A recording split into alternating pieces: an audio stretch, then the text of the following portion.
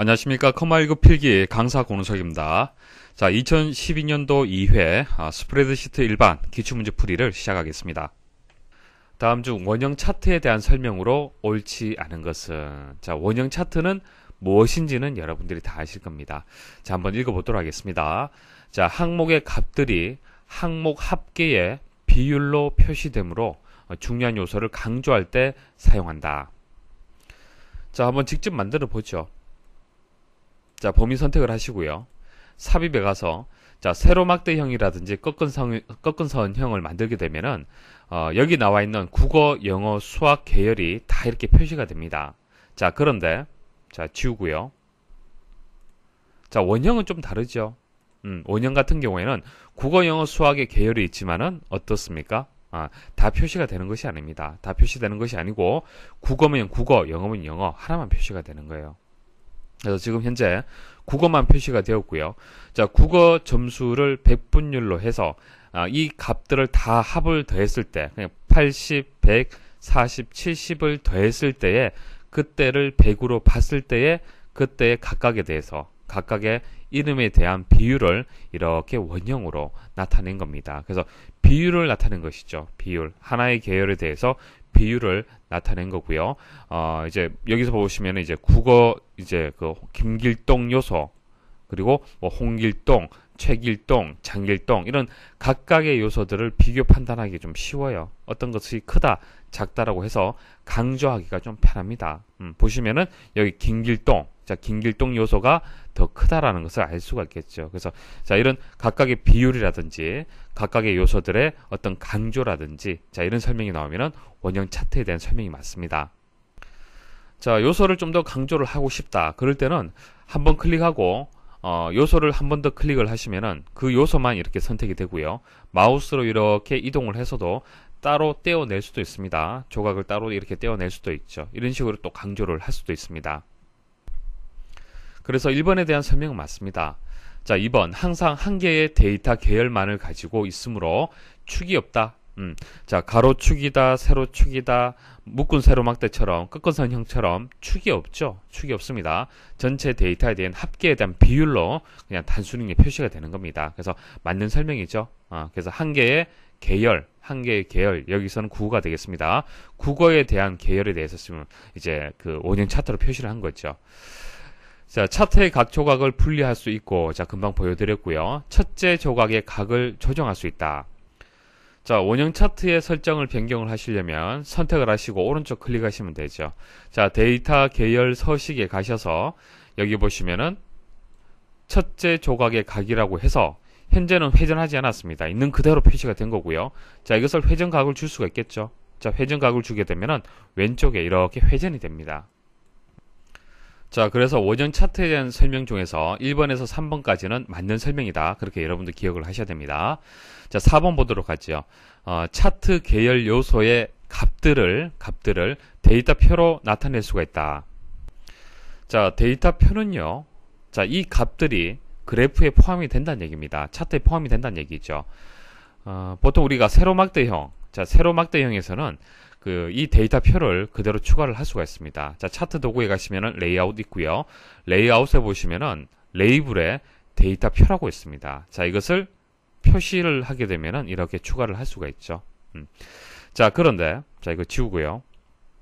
자, 원형 차트 한번 보십시오. 원형 차트를 선택을 해 보시면요. 데이터표라는 것이 비활성화되어 있습니다. 그래서 데이터표가 비활성화되어 있다는 것을 추가할 수 없다는 뜻입니다. 그래서 원형 차트는 다른 일반적인 세로막대형이라든지 꺾은선 이런 차트 형식하고는 다릅니다. 자, 특성이 다르죠. 한 개의 계열만 가지고 비율을 나타내기 때문에 한 개의 계열에 대한 데이터를 표로 해서 나타낼 필요성은 없다는 얘기입니다. 자, 만일 뭐 표 형태의 수치로 표현을 하고 싶다. 그럴 때는 데이터 레이블 추가하면 되잖아요. 그쵸? 자, 계열이 한 개이기 때문에 특별히 표 형태로 해서 데이터표를 추가할 필요성은 없습니다. 그래서 기능을 제공하지는 않습니다. 다음 중 빈 시트에 보기와 같이 표시되도록 하기 위한 프로시저를 작성하고자 한다. 다음 중 프로시저의 빈칸에 들어갈 내용이 순서대로 올바르게 나열된 것은, 자, 왼쪽을 실행을 하게 되면 오른쪽처럼 만들어진다는 얘기입니다. 그러면 셀의 위치가 중요하겠네요. 그죠? 셀의 위치가 중요하고, 그 위치에 들어갈 데이터를 또 만들어낼 수 있어야 될 겁니다. 2012, 2013, 2014 해서 어떤 규칙을 가지고 있고요. 쿼터 1, 쿼터 2 해서 규칙을 가지고 있네요. 자, 셀의 위치와 값의 어떤 변화 이런 것들을 눈여겨보시면은 쉽게 답을 찾을 수가 있을 겁니다. 자, 왼쪽에 프로시저 한번 보도록 하죠. 자, 서브부터 시작해서 엔드 서브는 시작과 끝을 나타내는 거고요. 자, 큰 덩어리가 두 개가 있네요. for next moon 두 개가 있습니다. 자, t 언더바 이어라는 변수를 이용하는 포문이 있고요. 그 다음 tq를 이용하는 포문이 있습니다. t 언더바 이어는요, 시작값은 기억의 이제 값이 되겠네요. 자, 시작값이 있고 최종값은 2가 되겠습니다. 그래서 보통 이제 그 시작값이 있고 최종값이 있으면은 시작값은 최종값보다 작죠. 작습니다. 그래야만 일씩 플러스를 시키면서 반복할 수 있잖아요. 그죠? 그래서 이보다 작은 값인 1 아니면 0 정도의 값이 들어가겠구나라고 일단 예측을 할 수가 있겠습니다. 보통 시작값은 마이너스 값을 잘 주지는 않습니다. 왜냐면은 지금 여기서 구하고자 하는 값이, 일단 셀의 위치죠. 셀의 위치는 이제 양수값을 가지잖아요. 여기서 보시면은 이게 1,1이고, 이것은 1,2가 되고, 이것은 1,3이잖아요. 일행 1열, 일행 2열, 일행 3열이지 않습니까? 그래서 이런 셀의 위치의 값은 플러스 값을 가집니다. 그래서 보통 이런 포문이 나오면요, 보통 양수값이에요. 그래서 크고 작은 값이 들어가기 때문에 기억에는 0 아니면 1값 정도가 들어가겠구나라고 유추할 수는 있습니다. 자, 물론 다른 값이 들어갈 수도 있어요. 일단 그렇게 생각하시면 되겠습니다. 자, 그 다음 아래쪽에 보시면은 셀지에서 괄호를 열고 괄호를 닫고, 자, 이렇게 점 해서 밸류 이렇게 들어갔네요. 자, 셀지 안쪽에 들어갈 쉼표를 기준해서 첫 번째 값은 행값이 들어가고요. 두 번째 값은 열값이 들어갑니다. 그래서 셀의 위치를 뜻하는 거죠. 셀의 위치. 자, 그 위치에 값을 뜻하는 겁니다. 들어갈 값. 자, 그 값은 우변에 있는 값이 되는 거예요. 자, 이 우변에 있는 값을 이 행과 열의 위치에다가 대입을 해주시면 되는 겁니다. 자, 명령문 이해를 하시겠습니까? 자, 그래서 여기서 여기까지는 한 줄의 명령문이 되는 겁니다. 자, 근데 한 줄의 명령문인데 두 줄로 입력을 했잖아요. 그쵸? 한 줄로 입력 못할 때는 이렇게 언더바를 입력을 해주시면은, 이제 한 줄로 인식을 합니다. 여기도 마찬가지고요. 자, 한 줄로 여러분들 생각하시면 됩니다. 자, 그럼 여기 행하고 열값이 들어가는데, 행하고 열값이 어떻게 들어가야 되느냐? 여러분들 분석 잘 하셔야겠죠. 자, 아래쪽에 보시면요, 쿼터 해서 %에서 TQ 값이 연결이 되어서 저장이 됩니다. 셀에 저장이 됩니다. 그 말은 이 부분을 얘기를 하는 겁니다. 자, 이것을 만드는 포문이 되는 거고요. 이 포문은요, 이 값을 만들어내는 포문이다. 그렇게 생각할 수가 있습니다. 자, 그럼 2012가 먼저 만들어지고 2013, 그 다음에 2014 순서대로 만들어진다고 봤을 때, 자, 셀의 위치가 1,1이고요. 이것은 1,2고요. 이것은 1,3이잖아요. 그죠? 자, 이렇게 셀의 위치 값이 어떻게 바뀌는지, 규칙이 어떻게 되는지 잘 보십시오. 일단 행은 1로 고정이죠. 행은 1로 고정이에요. 근데 열은 어떻습니까? 열은 1로 시작되어서 플러스 1, 플러스 1 이런 식으로 값이 바뀝니다. 그죠? 그래서 행은 1로 고정이 되기 때문에 상수값 1로 그대로 입력을 하시면 돼요. 자, 그 다음 열값은 어떻게 됩니까? 열값은 첫 번째는 1이죠. 그 다음 2가 되고요. 그래서 이 전체의 값이 2가 1이 되려면은 t 언더바 이어가 0이 되어야겠습니다. 맞습니까? 자, 그래서 t 언더바 이어는 반복문에 있어서 반복 변수가 되는 거죠. 초의 값은 0이라고 볼 수가 있겠습니다. 자, 물론 틀릴 수 있지만 이런 식으로 답을 채워가면서 맞춰가는 겁니다. 그래서 t 언더바 이어는 0부터 2까지 일씩 증가가 된다라고 하고요. 셀즈에서 행값은 1 고정시키고, 그 다음 첫 번째는 0이지만은 전체 이제 1,1의 값이 대입이 되는 거죠. 자, 어떤 값이 대입이 되겠습니까? 2012의 값이 대입이 되겠습니다. 근데 t 언더바 이어가 0이잖아요. 현재의 값이 0이 되기 때문에 디귿의 답은 2012라고 볼 수가 있습니다. 자, 그럼 이 값을 여러분들이 생각하는 값이 제대로 이제 결과를 만들어내는 데 있어서 적당한 값인지 한번 보도록 하겠습니다. 자, 각각의 변수의 값을 한번 추적을 한번 해보죠. 자, t 언더바 year 첫 번째 값은 0이죠. 자, 셀즈에 들어가서 1,0 플러스 1이 되기 때문에 1,1이 되고요. 1,1의 값이 자, 이게 또 0이 되기 때문에 2012라고 입력이 되네요. 자, 맞네요. 그죠? 우리가 원하는 위치에 원하는 값이 저장이 되었습니다. 자, 그 다음 t 언더바 year가 1이 증가가 되어서 1이 되죠. 자, 1이 되게 되면은 1 플러스 1이 되어서 2가 되죠. 그래서 1,2 위치에 t 언더바 year가 1이 되기 때문에 2013의 값이 저장이 된다. 맞습니다. 그 다음 t 언더바 year가 2가 되었을 때, 자, 이 값을 가졌을 때 마지막 반복 구조가 되겠네요. 2가 되게 되면은 1,3 자, 1,3의 위치에다가 2를 더해라. 2012에다가 2를 더해라. 그래서 2014가 저장이 되는 겁니다. 자, 됐습니까? 자, 그러시면은 0, 1, 2001이라는 것을 알 수가 있습니다. 자, 아래쪽 한번 보도록 하죠. 자, TQ의 값이 정해졌네요. 시작값하고 최종값하고 정해졌습니다. 자, 셀즈에서 행열의 값이 있는데 열은 1로 고정이 되었죠. 자, 이게 2,1이고 이것은 3,1이잖아요. 그죠? 여기서는 열 값이 고정이 됩니다. 1로 고정이 되기 때문에 1값을 준 겁니다. 하지만은 행값은 바뀌는 겁니다. 행은 바뀌죠. 자, 행이 바뀌는데 자, 2라는 값을 최초에 만들려면은 변수를 이용해서 만드셔야 돼요. 위에 보시면은 t 언더바 year라는 반복 변수를 이용해서 만들었잖아요. 그죠? 그것처럼 변수를 이용을 하셔야 됩니다. 자, tq를 이용을 해야 되는데 tq가 최초의 값이 1이잖아요. 그렇죠? 그럼 tq에다가 얼마의 값을 더하면 2가 되겠습니까? 그렇죠. 1값을 더해주면 됩니다. 그래서 tq 플러스 1이라고 리얼의 답을 일단 적어서 보는 겁니다. 적어 보는 거예요. 적어 보시고 그 다음 이제 우변의 값을 보시면은 쿼터에다가 어떤 값이 이제 연결이 되는 겁니까? 자, tq는 1이잖아요. 그죠? 그래서 쿼터 1이 저장이 되는 겁니다. 쿼터 1이 어디 저장이 되는 겁니까? tq가 1이 되기 때문에 행은 2가 되겠네요. 2행 1열에 쿼터 1이 저장이 되는 겁니다.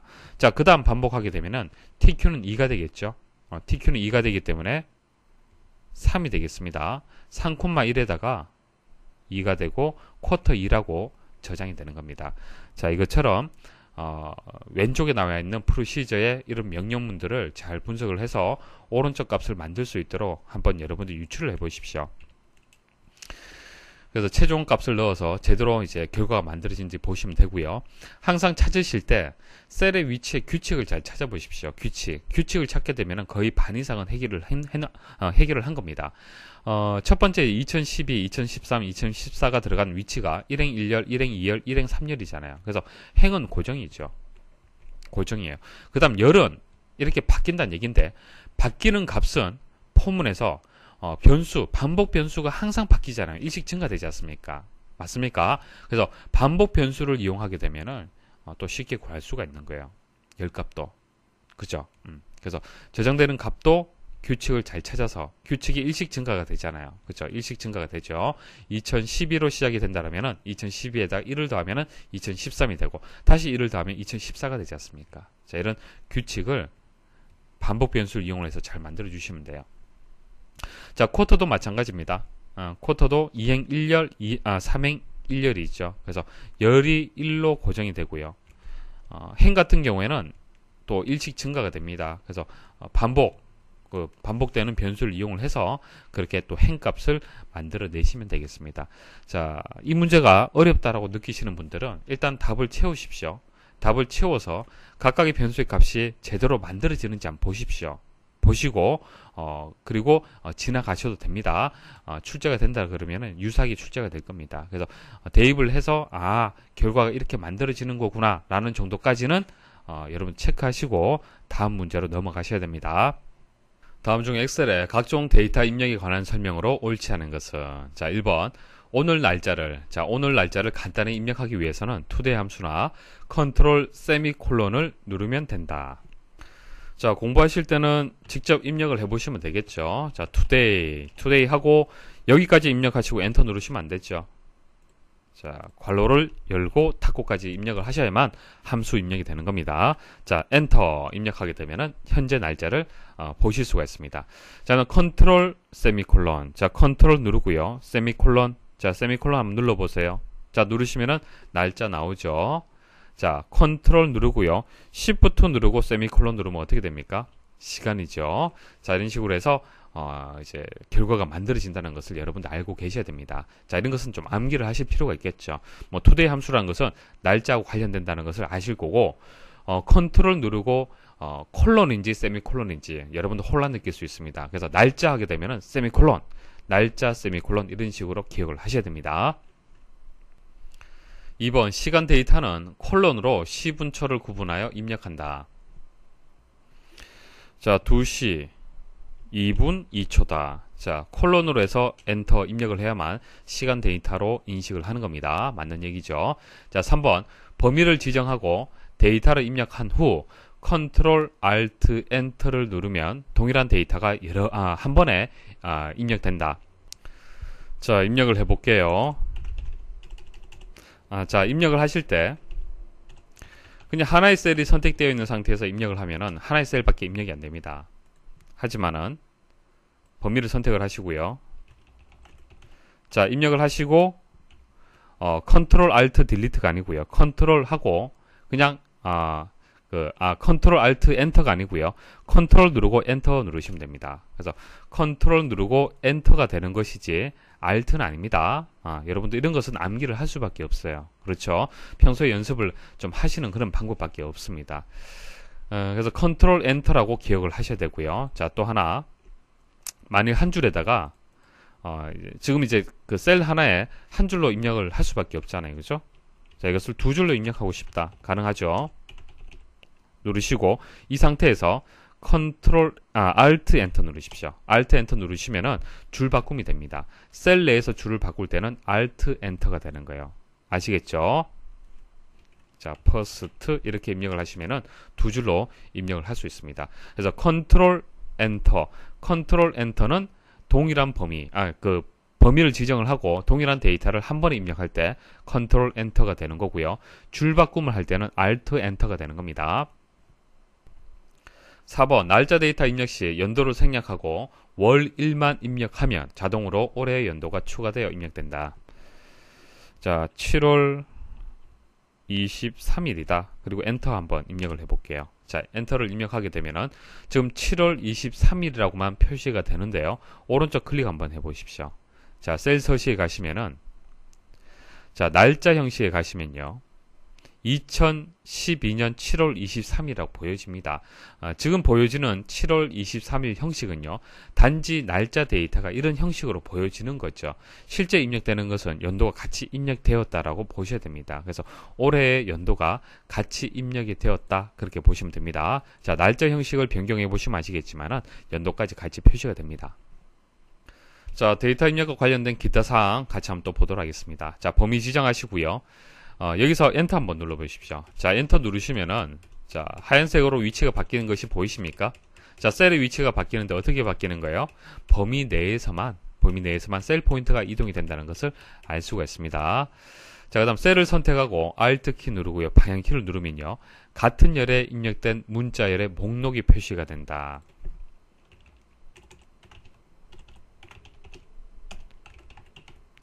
자, 여기서 기사하고 퍼스트란 데이터가 입력되어 있는 상태죠. 이 상태에서 기만 입력을 해도 사까지 같이 표시가 되는 겁니다. 맞죠? 그죠? 자, 그러면은 기존에 입력되어 있던 이 목록을 다 보고 싶다. 그럴 때는 이 상태에서 Alt키 누르고 방향키를 한번 내려보십시오.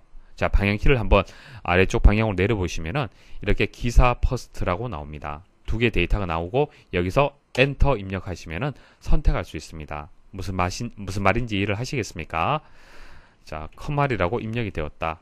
그럼 다음에 입력을 할 때는 Alt키 누르고 방향키를 아래로 내리시는 거예요. 내리시면은 기존에 입력되어 있는 데이터를 다 목록으로 보일 수가 있습니다. 그래서 선택을 할 수 있다는 얘기예요. 엔터 입력을 해서 다음 중 엑셀을 종료하는 방법으로 옳지 않은 것은 자, 종료하는 방법 가장 간단한 방법은 오른쪽에 있는 오른쪽 상단에 있는 X자, 그러니까 닫기 버튼 누르시면 되죠.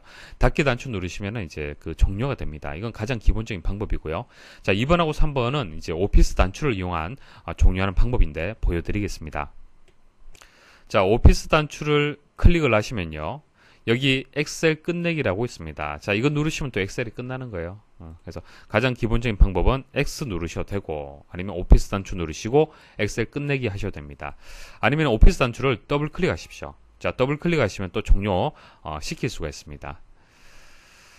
그래서 뭐 오피스 단추 이용하는 방법, X 이용을 하는 방법 가장 기본적인 방법이고요. 자, 그다음 이 상태에서 Alt 누르고요. 키보드에서 Alt 누르고 F4번 누르십시오. Alt 누르고 F4번 누르게 되면은 또 종료할 수 있는 그런 방법이 되겠습니다. 그래서 1번에 Ctrl F4번이라고 했는데 틀렸습니다. Ctrl이라고 해서는 안 되고 Alt 누르시면 돼요. Alt. 자, 기타 방법 하나 또 추가로 말씀을 드릴게요. 키보드에서 Alt 키 한번 눌러 보십시오. 자, Alt 키를 누르게 되면은 물론 마우스를 이용해서 명령을 줄 수도 있지만은 Alt 키 누른 상태에서 키를 누르게 되면은 또 바로 이제 바로가기 키가 만들어지는 겁니다. 그래서 Alt 키 누르고요. 여기서 A 누르게 되면은 데이터가 되는 거죠. 데이터에 대한 그 내용들이 이렇게 열리게 되는 겁니다. 이해하시겠습니까? 자, 이런 식으로 Alt 키를 눌러서 하는 방법이 있는데요. Alt 키 누르시고요. F 키 누르십시오.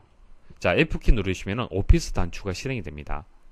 오피스 단추가 실행이 되고요. 자, 다시 보여드릴게요.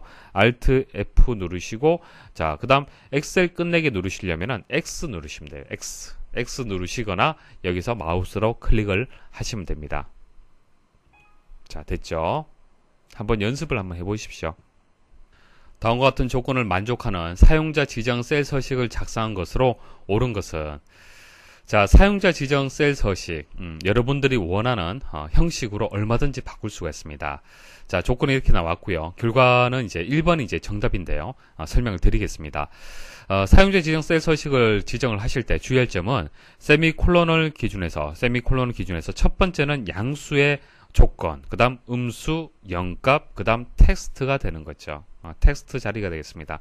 자, 텍스트 자리는요, 이제 그 골뱅이를 이용을 해서 데이터를 고정적으로 표시할 수도 있습니다. 고정적으로, 예를 들어서 여기 나와 있는 것은 입력한 문자 앞에 판매액을 표시한다. 자, 앞에 판매액을 표시한다. 이렇게 나왔잖아요. 그죠? 그럼 판매액하고 골뱅이 이렇게 이제 조건을 주시면은 김이라고 입력하게 되면은 판매액이 무조건 앞에 붙고 일단 무조건 붙는 거죠. 그 다음 뒤에 김이라고 붙는 거예요. 만일 골뱅이에서 판매액이 뒤에 붙어 있으면 어떻게 되겠습니까? 자, 김 다음에 판매액이 붙는 겁니다. 그래서 여기서는 앞이라고 했기 때문에 골뱅이에서 앞에 이렇게 입력을 해주시면 되겠습니다. 자, 0이면은 0.00으로 표시한다. 0이면은 0.00으로 표시한다. 그 말은 소수 둘째 자리까지 해서 표시를 하란 얘기죠. 소수 둘째 자리까지 표현을 하는데 유효하지 않다 하더라도 0으로 표시를 해야 돼요. 유효하지 않더라도 0으로 표시하려면은 0.00으로 표시를 하셔야 됩니다. 자, 0인 경우에는 여기가 되겠네요. 자, 0.00이라고 표시를 해야만 소수 둘째 자리까지 해서 표시를 할 수 있습니다. 만일 샵이 들어가면 안 되죠. 샵이 들어가면 어떻게 되는 겁니까? 유효하지 않을 때는 표시하지 않습니다. 샵 같은 경우에는 표시가 안 될 수가 있어요. 그래서 소수 둘째 자리까지 표시를 하려면 0으로 입력을 해야 됩니다. 자, 양수인 경우에는 검정색 천 단위 구분 기호를 이용하여 표시하고 소수 자릿수 둘째 자리까지 표시한다. 자, 천 단위 구분 기호를 사용해서 천 단위 구분 기호 사용하는 방법. 자, 이거죠. 이렇게 하시면 되고 소수 둘째 자리까지 표시를 한다. 자, 이렇게 하시면 됩니다. 근데 보기에는 샵 쉼표 샵에서 0이 들어갔네요. 그죠? 자, 이 위치에 샵이 들어가도 되겠습니까? 안 되겠습니까? 가능합니다. 자, 잘 이해를 하셔야 됩니다. 자, 사용자 지정으로 해서요. 제가 먼저 입력을 했습니다. 자, 사용자 지정에 문제에 나와 있는 대로 입력을 했어요. 자, 문제에 나와 있는 대로 입력을 했고요. 자, 데이터를 양수의 값을 입력을 해 보겠습니다. 자, 이를 입력을 하게 되면은 소수 둘째 자리까지 표시가 됐죠. 자, 그 다음 0.2라고 입력을 해 볼게요. 이것도 양수잖아요. 0.20이 됩니다. 그래서 0.20이라고 해서 소수 둘째 자리까지 표시가 되었는데요. 자, 셀 서식에서 자, 0이 아니라 샵으로 한번 변경을 해보겠습니다. 자, 확인 버튼 누르시면요. 샵이라고 입력이 되었기 때문에 입력할 때 0.2라고 여러분들 입력하셨잖아요. 그죠? 0은 유효하지 않은 자리가 되기 때문에 표시하지 않는 겁니다. 표시하지 않아요. 그래서 정수 자릿수가 그냥 소수점만 표시가 되지 생략이 된 겁니다. 하지만은 소수 둘째 자리까지는 표시가 되잖아요. 이해하시겠습니까? 차이점 아시겠습니까? 0이 들어가게 되면 0.20이 되는 거고, 샵이 들어가면은 정수 자릿수는 생략이 되고 0.20이 되는 겁니다. 자, 문제에서는 이제 정수 자릿수를 뭐 생략을 한다 안 한다 그런 설명이 없잖아요. 그죠? 그래서 첨단위 구분 기호 이용하고 소수 자릿수 둘째 자리가 표현해라 이렇게 설명을 했기 때문에 만일 보기에서 이렇게 샵이 들어갔다 하더라도 틀리지 않습니다. 자, 음수이면 빨간색으로, 그리고 나머지는 동일하네요. 빨간색으로만 표시를 하시면 되겠습니다. 자, 만일 이 지금 그 사용자 지정 셀 서식을 이해를 못한다라면은 직접 입력을 해보셔야 되고요. 샵은 0으로 한번 바꿔보고 여러 가지 방법으로 한번 결과를 보셔야 됩니다. 자, 이 문제를 이해를 하셔야만 이와 유사한 문제들을 다 풀이를 할 수가 있습니다. 다음 중 빠른 실행 도구 모음에 대한 설명으로 옳지 않은 것은, 자, 빠른 실행 도구 모음은요, 자주 사용하는 도구들을 모아두는 곳을 빠른 실행 도구 모음이다, 그렇게 얘기를 하는 겁니다. 자, 오피스 단추 오른쪽에 나와 있는 이 부분이 지금 해당이 되겠죠. 자, 이게 빠른 이제 실행 그 도구 모음이 되겠습니다. 저장한다라든지 아니면은 되돌리고 그리고 다시 실행을 한다든지, 자, 이런 것들을 이제 빠른 실행 도구 모음으로 추가를 했을 때 이제 다른 메뉴들 접근하는 방식과 다르게 한 번 클릭으로 바로 접근할 수가 있는 겁니다. 추가하는 방법은 여기 이제 빠른 실행 도구 모음 사용자 지정이라는 이 버튼이 있죠. 자, 이 버튼을 클릭을 하셔서 추가를 하실 수가 있습니다. 자, 현재는 저장 그리고 실행 취소, 다시 실행만 좀 체크가 되어 있는 상태입니다. 자, 이 상태에서 뭐 열기를 빠른 실행 도구 모음으로 추가하고 싶다, 그럼 체크하시면 되겠죠. 자, 체크하시면은 열기 도구가 이렇게 빠른 실행 도구 모음에 추가된 것을 볼 수가 있습니다. 자, 그래서 1번은 맞는 설명이죠. 자, 2번 리본 메뉴에서 추가할 도구를 선택한 후 마우스 오른쪽 버튼을 눌러 빠른 실행 도구 모음에 추가를 클릭한다. 자, 여기서 이제 여러 가지 메뉴들이 있는데 해당 메뉴에서 오른쪽 클릭을 한다는 얘기죠. 클릭을 해서 빠른 실행 도구 모음에 추가, 자, 이것을 클릭을 하면은 여기에 추가가 되겠습니다. 뭐 제가 하는 방법은 여기서 이제 오른쪽 클릭을 해서 빠른 실행 도구 모음에서 제거, 자, 선택하시면 제거가 되겠습니다. 그래서 2번은 맞는 설명이죠. 자, 그래서 2번, 3번은 맞는 설명입니다. 추가하고 제거하는 방법에 대한 설명이 되겠습니다. 자, 4번 보기 탭에 표시 숨기기 그룹에서 기타 명령을 선택하여 빠른 실행 도구 모음을 편집한다. 보기 탭에 가시면은, 자, 보기 탭에 보시면은 표시 숨기기 그룹이 있는데요. 여기에 기타 명령이 없습니다. 자, 기타 명령은요, 자, 여기 있습니다. 자, 클릭을 해서, 자, 여러분들이 원하는 명령을 선택을 해서 추가를 해서 빠른 실행 도구 모음을 추가를 할 수가 있습니다. 그래서 4번에 대한 설명이 틀렸습니다.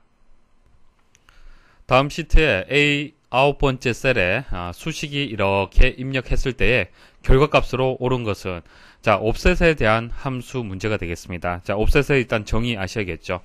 자, 옵셋은요, 셀에서 지정된 행렬만큼 떨어진 위치, 자, 떨어진 위치에 데이터를 찾는 그런 함수가 되겠습니다.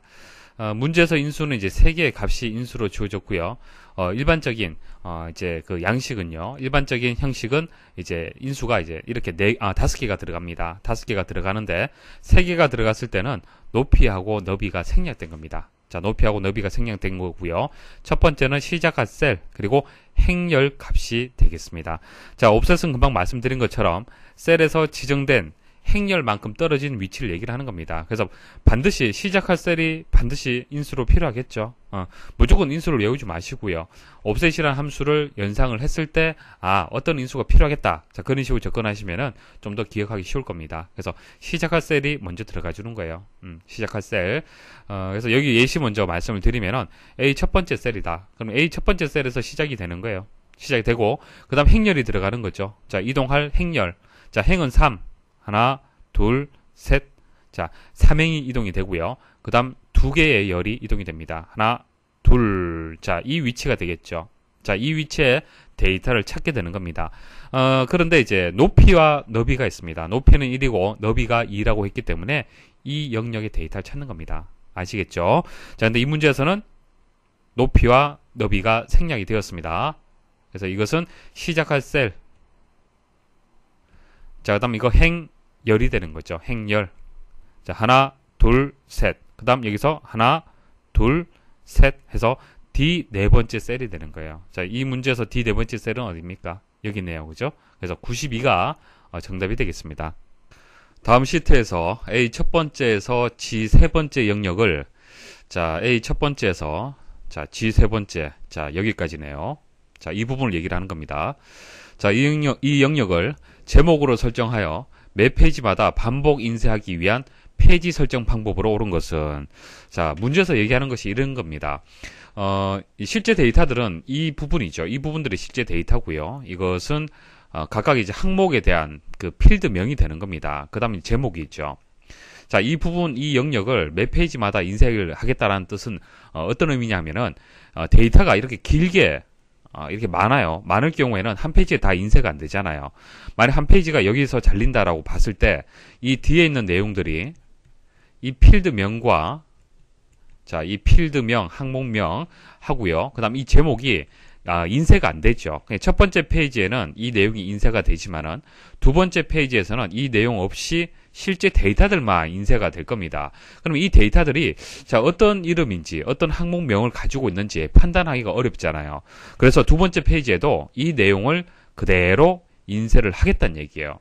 그리고 그 다음 내용부터 해서 이렇게 또 데이터가 인쇄가 되도록 하겠다는 얘기입니다. 그러니까 모든 페이지에 이 내용을 상단에 인쇄를 할 수 있도록 설정을 할 수 있습니다. 자, 설정하는 방법은요. 페이지 설정에 가서 시트 탭에 가시면요. 인쇄 제목이라는 게 있습니다. 인쇄 제목. 자, 인쇄 제목에서 지금 행이 반복해서 인쇄가 되는 거잖아요. 그죠? 그래서 반복할 행에다가 첫 번째 행부터 세 번째 행까지, 그래서 첫 번째 행부터 세 번째 행까지 이렇게 마우스로 이렇게 내려주시면요. 자동으로 이렇게 범위가 설정이 됩니다. 그래서 정답은 1번이 되겠습니다. 차트에 표시할 데이터 계열의 요소 간의 값의 차이가 큰 경우, 자, 큰 경우 수정 전 차트와 같이 그 차이를 차트에 표시하기 어려운데, 자, 여기까지 무슨 얘기냐면은, 자, 1월, 2월, 3월, 4월, 5월에 대해서 전반기 매출 실적이 이렇게 그래프로 만들었습니다. 근데 3월은 다른 달에 비해서 유독이 매출량이 상당히 많네요. 그죠? 자, 그래서 상대적으로 3월을 기준해서 그래프를 만들게 되면은, 차트를 만들게 되면은 1월, 2월, 4월, 5월은요, 그 폭이 미비합니다. 그죠? 차트를 이용하는 이유는 데이터 값을 서로 비교하기 편하기 때문에 그런데 비교하기가 어려워요. 그쵸? 자, 그래서 수정 전 상태를 수정 후 상태로 이렇게 만들었습니다. 자, 만들고 보니까 차트의 그 크기가 일정한 크기로 해서 서로 비교 판단하기 편하죠. 편한데 왼쪽에 보시면은 그 차트의 단위가 평소하고 좀 다릅니다. 우리가 사용했던 여기 보시면 10만에서 20만, 30만, 40만, 50만 이렇게 플러스 10만씩, 그죠? 플러스 10만, 플러스 10만 이런 식으로 동일한 값이 균등하게 증가가 되었죠. 그렇게 눈금이 만들어졌는데 여기서는 1에서 10, 10에서 100, 100에서 1000. 자, 곱하기 10이에요.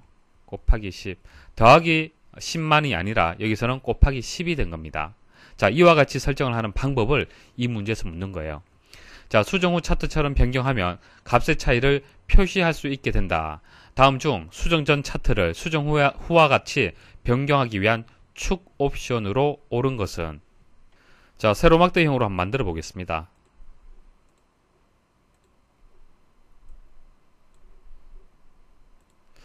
자, 이렇게 차트를 만들었는데요. 자, 10만씩 이제 증가된 것을 알 수가 있습니다.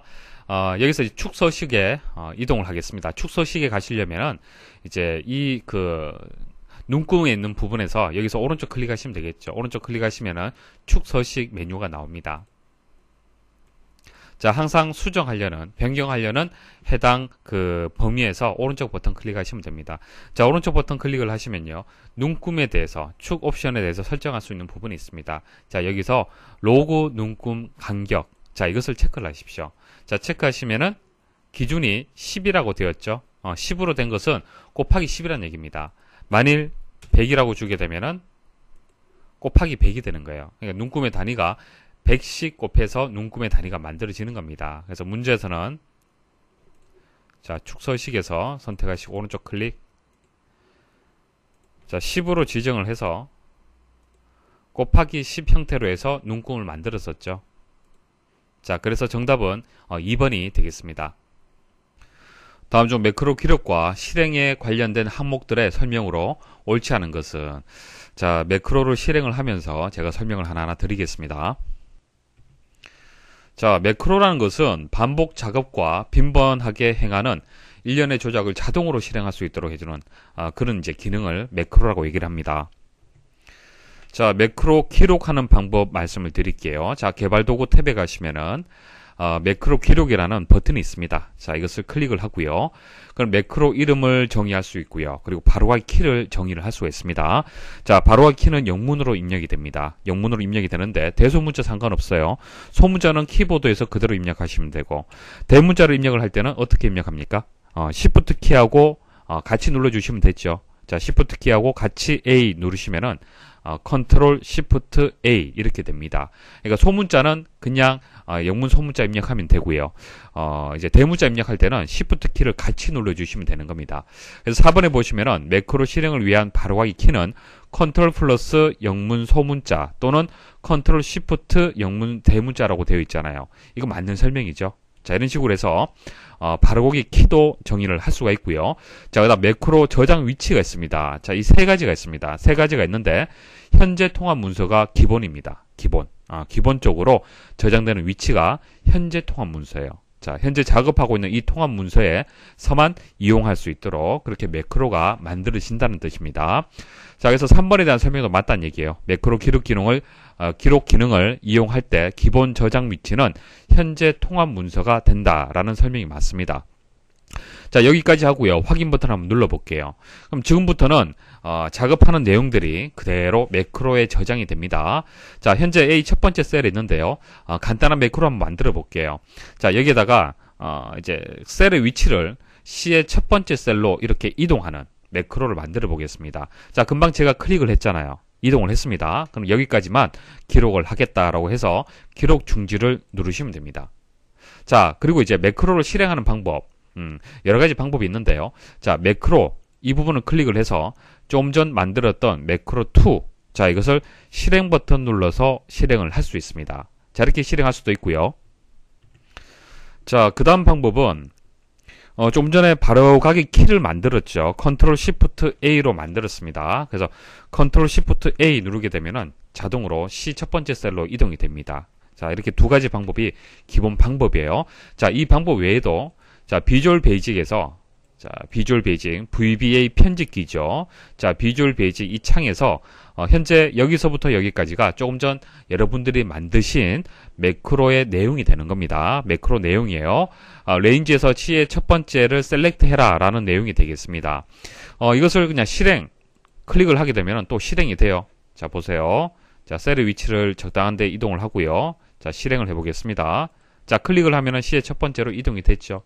그래서 두 번째에 대한 설명도 맞다는 얘기입니다. 그래서 매크로 기록 기능을 통해 작성된 매크로는 VBA 편집기에서 실행할 수가 있다라는 설명이 맞습니다. 자, 2번에서 4번까지는 다 맞는 설명인데요. 1번이 틀렸어요. 1번에 보시면은 자주 사용되는 매크로는 default.xlsb로 저장하여 엑셀이 실행될 때 자동으로 열리도록 한다. 이거 틀렸습니다. personal SB가 맞는 설명이에요. 그래서 이 내용이 틀렸기 때문에 1번이 정답이 되는 겁니다. 자, 매크로 저장 위치만 추가로 설명을 드리고 끝내도록 하겠습니다. 자, 보세요. 매크로 저장 위치가 기본적으로 현재 통합 문서라고 말씀을 드렸죠. 자, 현재 통합 문서는 말 그대로 현재 통합 문서에 매크로가 저장이 된다는 뜻이고요. 새 통합 문서라고 있습니다. 자, 이 부분을 클릭을 하면 선택을 할 수 있는데요. 새 통합 문서도 말 그대로 새 통합 문서에 매크로를 저장을 한다는 뜻이에요. 그리고 개인용 매크로 통합 문서도 있습니다. 이렇게 세 가지예요. 저장할 수 있는 위치가. 자, 개인용 매크로 통합 문서라는 것은 금방 1번에서 말씀을 드렸던 personal.xlsb 형식으로 해서 저장을 한다는 얘기입니다. 자, 이렇게 저장을 하면요. 워크시트를 열지 않은 상태에서도 매크로를 실행할 수 있어요. 그러니까 엑셀만 실행이 되었다라면은 어디에서든 이 매크로를 호출해서 이용을 할 수 있다는 얘기입니다. 자, 그만큼 자주 이용을 할 수 있는 그런 이제 매크로들은 이렇게 저장하는 게 좋겠죠.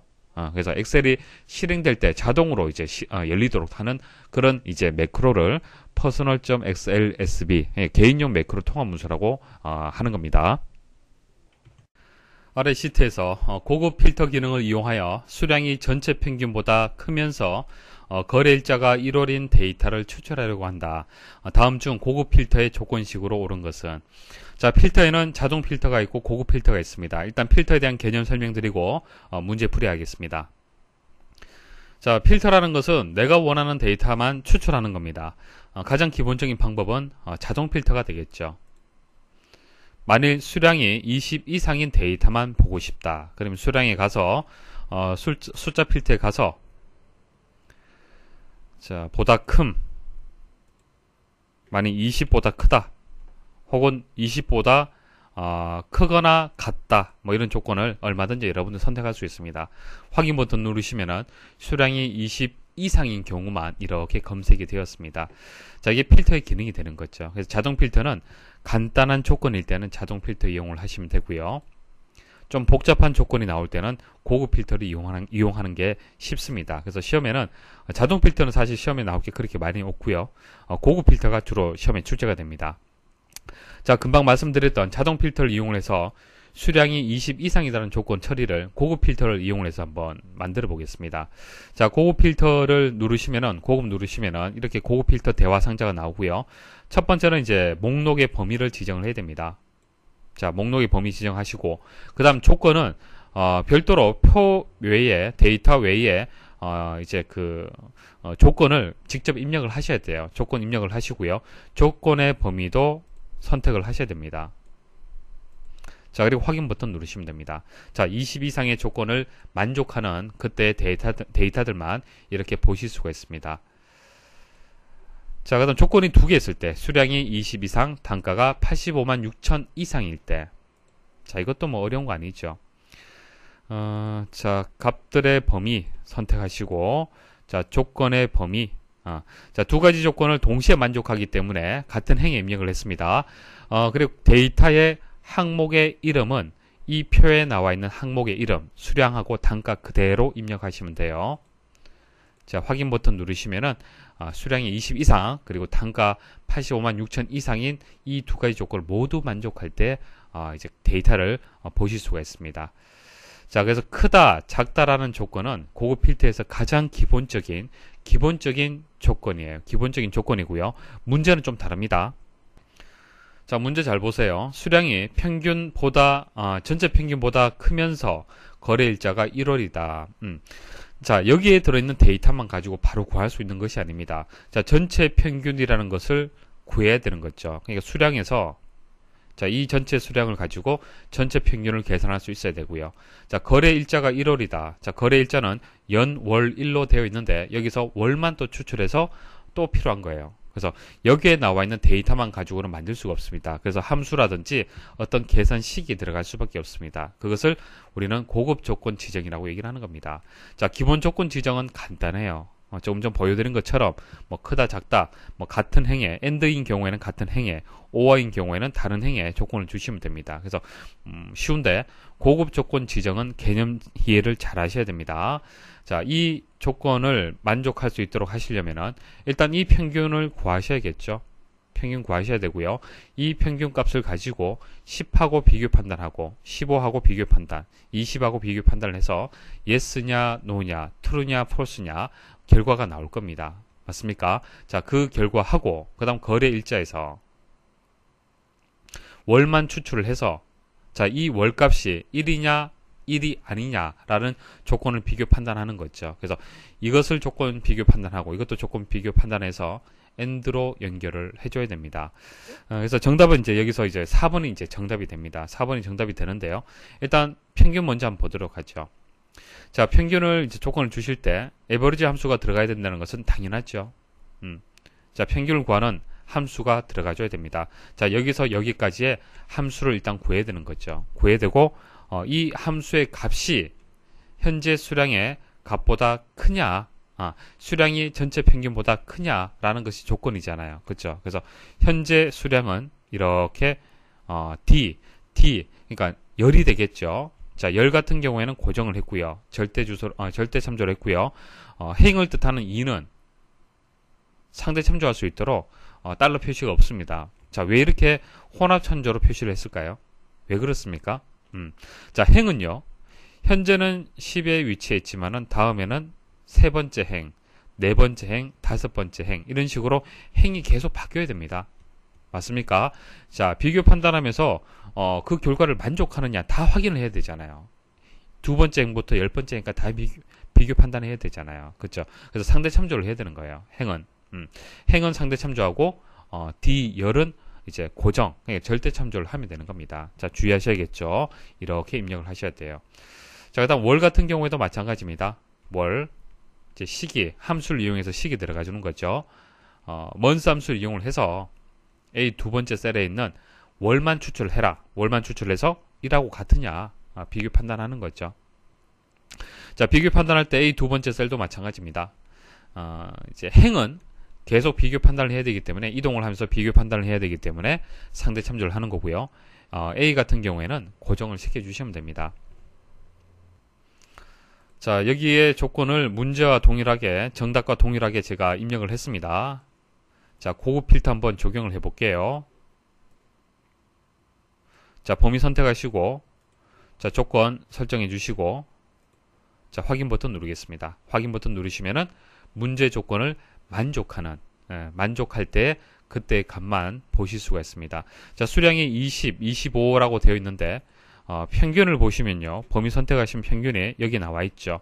17.7 정도 평균이 나옵니다. 값이. 그래서 20 이상인 경우가 또 여기서는 해당이 되겠습니다. 그래서 거래 일자하고 수량이 모두 만족할 때 레코드만 이제 값들만 추출이 되었습니다. 자, 여기서 꼭 아셔야 될 것은 자, 함수식, 수식을 입력을 할 때, 계산식을 입력을 할 때 상대 참조를 할 거냐, 절대 참조를 할 거냐. 보통 행은 상대 참조하고 그리고 열 같은 경우에는 절대 참조를 하시면 됩니다. 하지만은 여기서는 뭐 지우면 어떻게 될까요? 자, 한번 지워 볼게요. 지우고 다시 한번 해보겠습니다.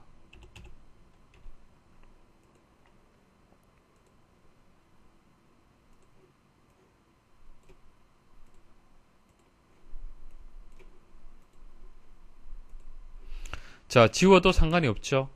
그 말은 완전히 행과 열을 상대 참조를 하셔도 되고 아니면은 이제 행은 상대 참조하고 열은 절대 참조할 수 있도록 혼합 참조를 하셔도 상관이 없다는 얘기입니다. 중요한 것은 행은 반드시 상대 참조가 될 수 있도록 설정한다는 거. 그게 중요한 거예요. 아시겠죠? 여러분들 문제 보시고 혹시 자, 이 달러 표시가 없다고 해서 틀렸다라고 하시면 안 됩니다. 중요한 것은 2라고 되어 있는 행은 상대 참조가 될 수 있도록 하는 겁니다. 그게 중요한 거예요. 자, 또 하나 우리가 조금 전 기본 조건 처리할 때는 조건을 입력할 때 자, 목록에 나와 있는 항목명하고 동일하게 줬잖아요. 그죠? 자, 근데 여기서는 어떻습니까? 거래월이라고 있습니까? 없죠. 평균이라고 있습니까? 없습니다. 자, 만일 여기에 수량이라고 입력하면 어떻게 될까요? 자, 수량이라고 입력을 하고요. 자, 고급 필터를 적용을 해 보겠습니다. 결과가 나오는지 잘 보세요. 결과가 안 나오죠. 자, 왜 그러냐면요. 이 수량이 목록에 나와 있는 수량하고 동일하기 때문에 그렇습니다.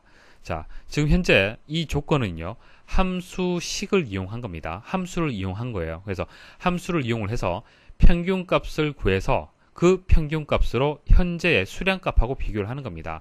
단순히 수량의 값만 가지고 조건 처리한 것이 아니잖아요.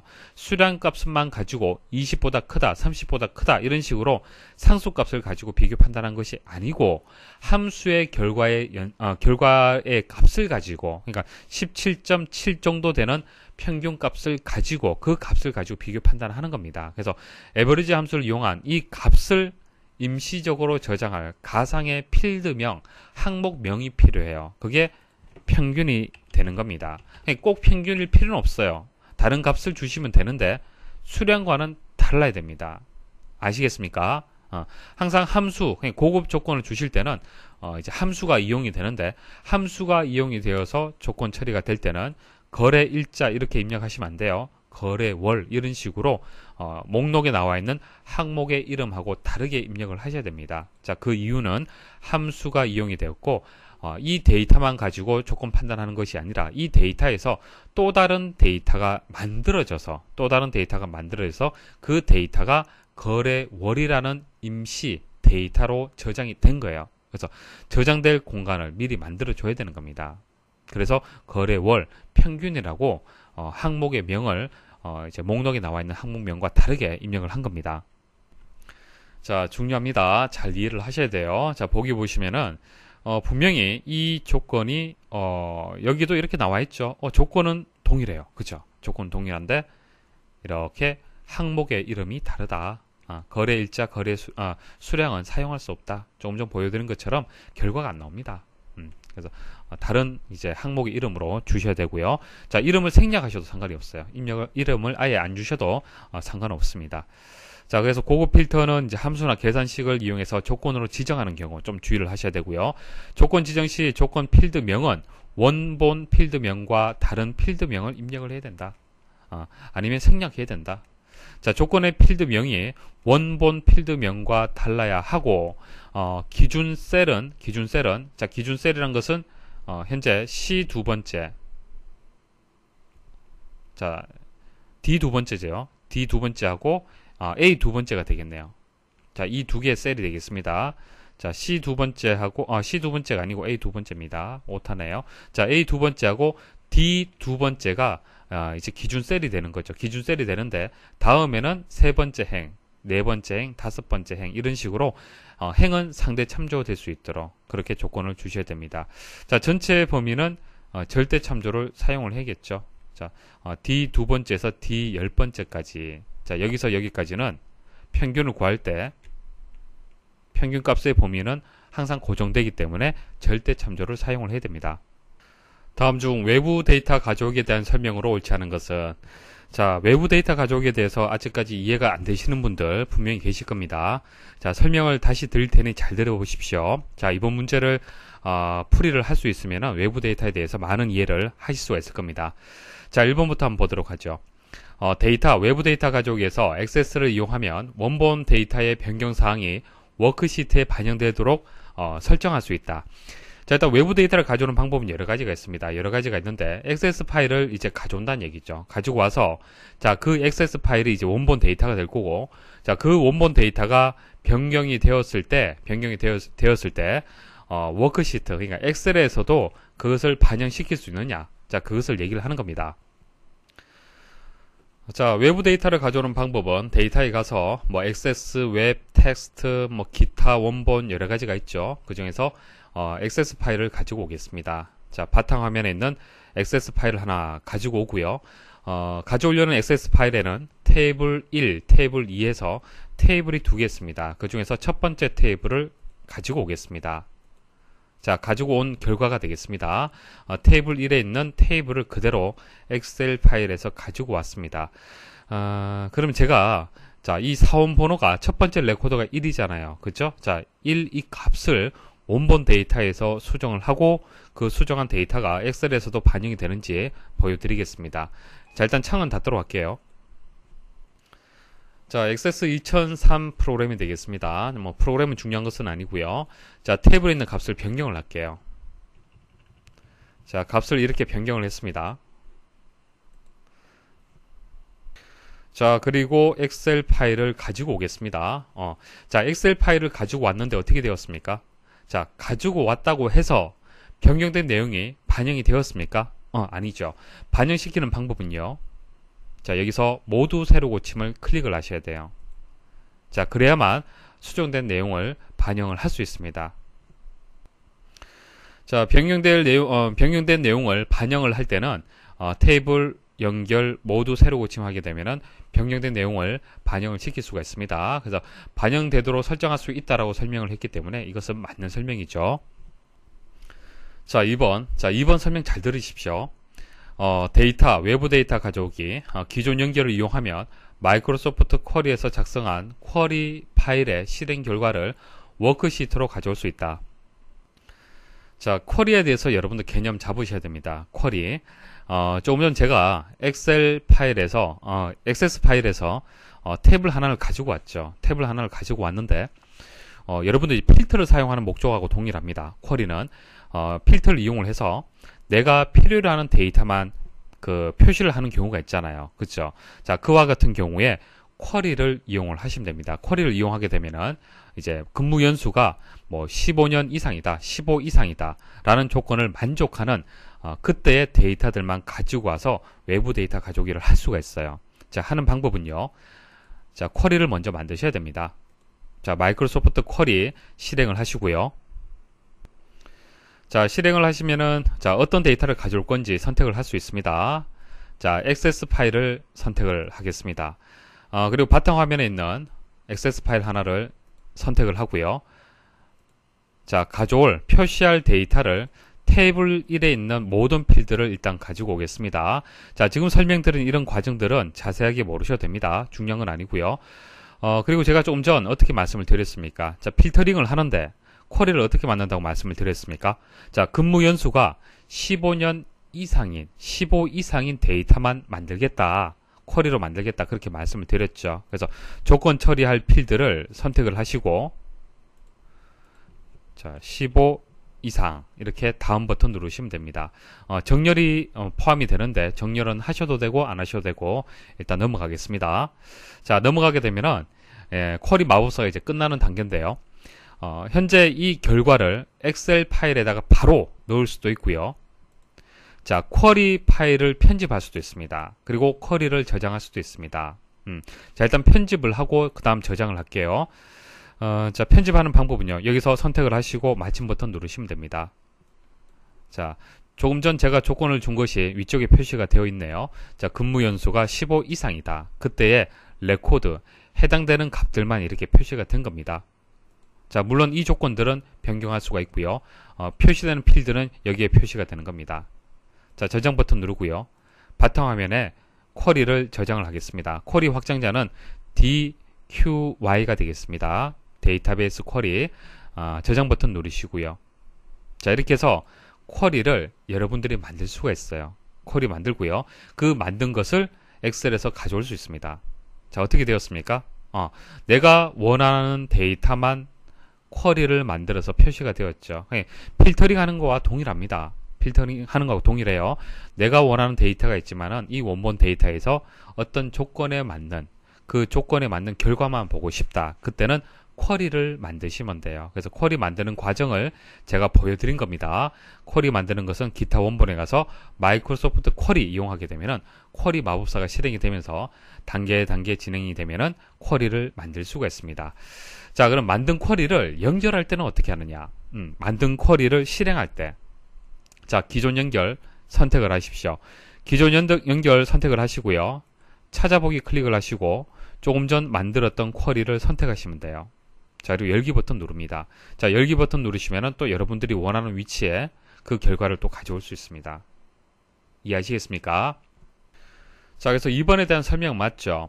기존 연결을 이용을 하면은 마이크로소프트 쿼리에서 작성한 쿼리 파일에 실행 결과를 워크시트로 가져올 수 있다. 자, 금방 보여드렸잖아요. 그쵸? 그래서 기타 원본에서 마이크로소프트 쿼리에서 쿼리를 생성하고 만들고, 자, 그것을 이제 실행을 할 때는 기존 연결해서 실행을 할 수 있습니다. 3번 외부 데이터 가져오기. 웹을 이용하면 웹페이지의 모든 데이터들을 그대로 가져올 수 있다. 자, 외부 데이터 가져오기에서 웹 선택하겠습니다. 네이버 사이트에 있는 그 데이터들을 가지고 올게요. 자, 가져오기 하는데 과연 문제에 나와 있는 것처럼 여기에 뭐 플래시라든지 뭐 사진 파일이라든지 이런 이미지까지 다 가져오는지 한번 보겠습니다. 자, 가져오기 버튼 누르시면 어떻게 됩니까? 텍스트만 가지고 오는 거죠. 이미지라든지 기타 사항들은 기타 항목들은 가져올 수가 없습니다. 자, 물론 가져오기 할 때요, 조금은 설정을 변경할 수 있습니다. 지금 현재 서식을 제외하고 가져오기 한 겁니다. 그런데 서식을 포함할 수도 있어요. HTML, 그러니까 링크라든지 이런 것을 살려서 가져올 수 있습니다. 자, 이런 식으로 뭐 가져올 수는 있지만은 문제에 나와 있는 것처럼 있는 그대로 모든 데이터를 가져올 수는 없어요. 자, 그래서 3번의 설명에서 그대로 가져온다라는 설명이 틀렸습니다. 자, 4번 외부 데이터 가져오기. 기타 원본 마이크로소프트 쿼리를 이용하면 검색 조건을 부여하여 워크시트에 가져올 데이터를 선별할 수 있다. 자, 조금 전 보여드렸습니다. 그래서 뭐 쿼리는 이제 원본 데이터에서 내가 원하는 데이터만 필터링할 때 필터의 개념하고 동일하다. 그렇게 보시면 됩니다. 다음 중 부분 합에 관한 설명으로 옳지 않은 것은, 자, 일단 부분 합을 실행하는 방법 말씀을 드리겠습니다. 자, 현재 부분 합이 적용되어 있는 상태입니다. 합격 여부를 기준해서 합격 여부를 그룹화를 시켜서 불합격일 때, 그 다음 합격일 때라고 두 개의 그룹으로 나누는 거죠. 나누어서 이제 그 요약 값을 이렇게 표시를 했습니다. 이게 부분 합의 개념이 되는 거죠. 적용된 부분 합을 삭제를 하실 때는 모두 제거, 부분 합을 한 번 더 선택을 하시고 모두 제거를 선택을 하시면 됩니다. 자, 그럼 부분 합을 한번 설정을 해 보겠습니다. 자, 부분 합 클릭을 하시고요. 클릭을 하시고 이제 범위 선택하셔야겠죠. 부분 합을 적용할 범위를 선택을 하셔야 되고요. 자, 선택된 상태에서 자, 그룹할 항목을 설정을 합니다. 여기서는 합격 여부를 선택을 하겠습니다. 자, 합격 여부 그룹화를 시키고요. 사용할 함수는 불합격자 몇 명, 합격자 몇 명을 확인을 할 겁니다. 그래서 개수 선택을 하시면 되고요. 자, 합격 여부에 대해서 이제 개수를 구할 겁니다. 사용할 함수가 되겠죠. 자, 여기까지 선택을 하시고 확인 버튼 누르시면 됩니다. 자, 이렇게 하시면 이제 그룹화가 정의가 되었습니다. 그리고 그룹화를 할 때 항상 여러분들 주의할 점은요, 이제 합격 여부를 기준해서 그룹화를 한다. 그러면 이것이 데이터가 정렬이 되어 있어야 됩니다. 그래서 부분 합을 구할 때는 항상 이제 정렬을 먼저 우선적으로 한다는 것을 꼭 기억을 하십시오. 자, 이제 보기 보겠습니다. 여러 함수를 이용하여 부분 합을 작성하려면 두 번째부터 실행하는 부분 합 대화 상자에서 새로운 값으로 대치가 반드시 선택되어 있어야 된다. 자, 새로운 값으로 대치. 자, 이거 뭐 한글로 해석만 할 수 있어도 뭐 의미를 아실 겁니다. 이게 무슨 얘기입니까? 기존의 것은 무시하고 현재의 값으로 해서 대치를 한다, 바꾼다는 얘기잖아요. 그렇죠? 그 말은 어떻게 한다는 얘기입니까? 덮어쓰기 한다는 얘기예요. 기존에 어떤 함수가 적용이 되어 있든 현재 적용되는 부분 합에 함수만 적용이 된다는 얘기입니다. 그래서 지금 문제에 나와 있는 것처럼 앞서 적용된 부분 합의 내용을 그대로 유지하고 추가할 경우에는 새로운 값으로 대치 이 부분을 선택을 해제를 해야 돼요. 자, 그래서 1번이 이제 정답이 되겠습니다. 자, 2번 부분 합을 작성한 후 윤곽 기호를 눌러 특정한 데이터가 표시되는 상태에서 차트를 작성하면 화면에 표시된 데이터만 차트에 표시된다. 자, 부분 합이 적용되어 있는 상태에서요. 자, 이 부분만 차트로 한번 만들어 보겠습니다. 자, 어떻게 되었습니까? 전체 그 범위가 이제 차트로 만들어지는 것이 아니고요. 내가 선택한 영역만 차트로 만들 수가 있습니다. 자, 그리고 왼쪽에 이제 윤곽 기호. 자, 이 윤곽 기호를 클릭을 해서 내가 원하는 데이터만 표시되도록 해서 또 이렇게 그래프를 만들 수도 있겠죠. 자, 됐습니까? 자, 그래서 2번에 대한 설명 맞습니다. 자, 3번. 부분합을 실행하기 전에 그룹화 시키고자 하는 필드를 기준으로 정렬되어 있어야 올바른 결과를 얻을 수 있다. 자, 항상 부분합이라고 했을 때, 그룹화를 한다고 했을 때는 정렬이 우선적으로 되어야 됩니다. 4번. 그룹별로 페이지를 달리하여 인쇄하기 위해서는 부분합 대화 상자에서 그룹 사이에서 페이지 나누기를 선택한다. 맞는 얘기죠.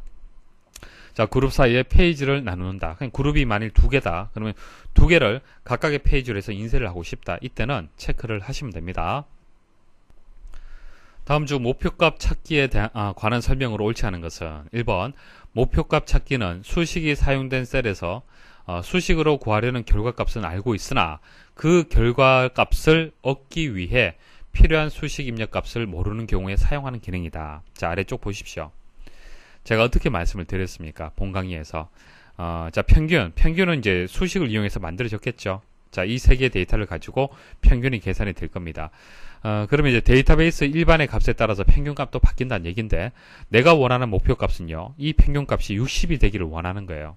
자, 이 60이라는 값을 만들려면은 데이터베이스 일반의 값이 얼마가 되어야 되느냐? 자, 그것을 찾는 것이 뭡니까? 목표값 찾기가 되는 거예요. 개념 아시겠죠? 자, 이제 이해를 하셨으면 1번 다시 한번 읽어보십시오. 자, 목표값 찾기는 수식이 사용된 셀에서 수식으로 구하려는 결과값은 알고 있으나, 자, 60이라는 값을 알고 있잖아요. 그죠? 알고 있으나 그 결과값을 얻기 위해 필요한 입력값은 모를 경우, 자, 입력값, 자, 이 값을 알 수가 없다는 얘기죠. 이것을 구하는 것이 목표값 찾기가 되겠습니다. 자, 2번 여러 개의 변수를 조정하여 특정한 목표값을 찾을 때는 해찾기를 이용한다. 이거 설명드리지 않았는데요. 자, 해찾기에 대한 개념 설명드리겠습니다. 목표값 찾기하고 거의 같습니다. 같은데요. 다른 점은 목표값 찾기는 하나의 입력값만 변경을 한다는 얘기죠. 하나의 입력값을 찾는 겁니다. 근데 해찾기는요, 여러 개의 입력값을 변경을 해서 결과값을 얻을 수 있도록 그렇게 이제 기능을 제공하고 있습니다. 자, 수식의 결과값은 알고 있으나 수식에서 그 결과를 계산하기 위해 필요한 입력값들을 모를 경우에 사용을 하는 거예요. 자, 목표값 찾기하고 동일하죠. 하지만은 하나가 아니라는 얘기예요. 하나가 아니고 여러 개의 입력값에 대해서 변경을 할 수 있다는 얘기입니다. 자, 아래쪽 예시 한번 보십시오. 권동현 학생의 평균이 80이 되기 위한, 자, 이게 80이 되기 위한 컴퓨터 일반과 스프레드시트 일반 점수를 구해라. 하나가 아니죠. 2개 이상이 되는 거잖아요. 그죠? 컴퓨터 일반하고 스프레드시트 일반의 값이 얼마 값으로 변경이 되면은 80이 되느냐라는 것을 이제 문제에서 주어진 겁니다. 물론 여러 가지 경우의 수가 있을 겁니다. 조건이 나와 있는데요. 단 스프레드시트 일반 점수는 85점 이하일 것. 자, 해찾기 실행하는 방법 보여드리겠습니다. 데이터 분석 해찾기, 그러니까 데이터에서 분석해서 해찾기 이 기능을 이용을 하는데요. 여러분들 엑셀에는 이 해찾기가 없을 겁니다. 추가하는 방법은요. 자, 엑셀 옵션에 가셔서 추가 기능에 가시면은 해찾기 추가 기능이라고 있습니다. 자, 이거 선택을 하시고 이동 버튼 클릭을 하십시오. 클릭하시고 해찾기 추가 기능 체크하시고 확인 버튼 누르시면 됩니다.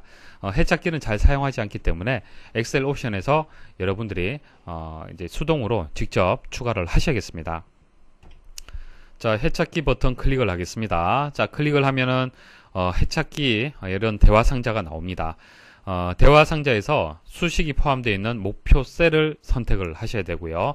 자, 지정값은 80이라고 입력을 했습니다. 80. 여기서 지정값이란 것은 내가 원하는 평균값이 80이 되기를 원하는 거잖아요. 해의 조건이 되는 거죠. 자, 그 다음 값을 바꿀 셀, 값은 컴퓨터 일반의 값이 바뀌는 거죠.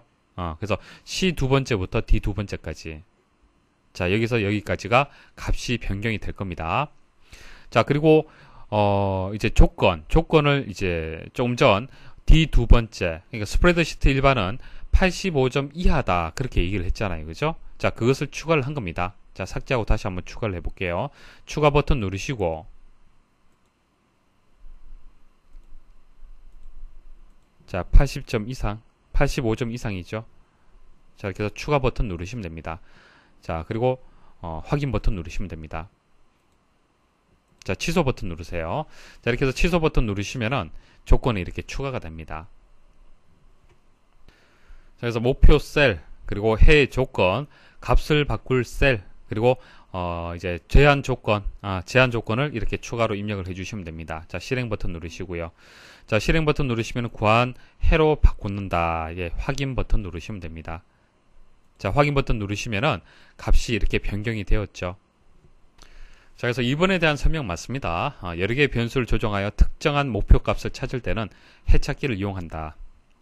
자, 3번 변경할 입력값의 제한 조건을 지정하여 가장 효과적으로 입력값을 구할 수가 있다. 자, 이거에 대한 설명은 뭐죠?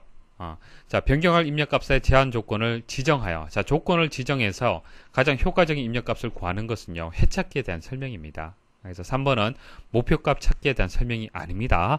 그래서 3번이 이제 정답이 되는 거고요. 목표값 찾기에서 결과값으로 사용되는 셀은 반드시 다른 셀을 참조하는 수식으로 구성되어 있어야 된다. 당연한 얘기죠. 평균을 구하는 이 값은 이 세 개의 셀의 값을 가지고 만들어져야만, 그러니까 서로 이렇게 연결이 되어 있어야만 목표값 찾기 기능을 이용할 수가 있는 겁니다. 자, 여기서는 이제 3번이 정답이 되겠습니다. 다음 중 배열 수식의 입력 및 변경 규칙에 대한 설명으로 옳지 않은 것은, 자, 배열 수식 설명드리겠습니다. 자, 배열 수식을 왜 이용하는지 일단 이해를 하셔야겠죠. 두 개의 이렇게 값의 범위가 있습니다. A 첫 번째 셀 하고요. D 첫 번째 셀을 더해서 여기다 값을 입력을 하고요. B 첫 번째 셀하고 E 첫 번째 셀하고 이제 또 더해서 여기서 값을 입력을 할 겁니다. 그래서 이행이열이죠. 이행이열의 값의 범위를 이행이열로 해서 이렇게 만든 겁니다. 각각을 이제 더해서, 자, 수식을 참조한 것을 보시면 아시겠지만은, 각각의 이제 셀들을 합을 구해서 이렇게 가지고 왔습니다.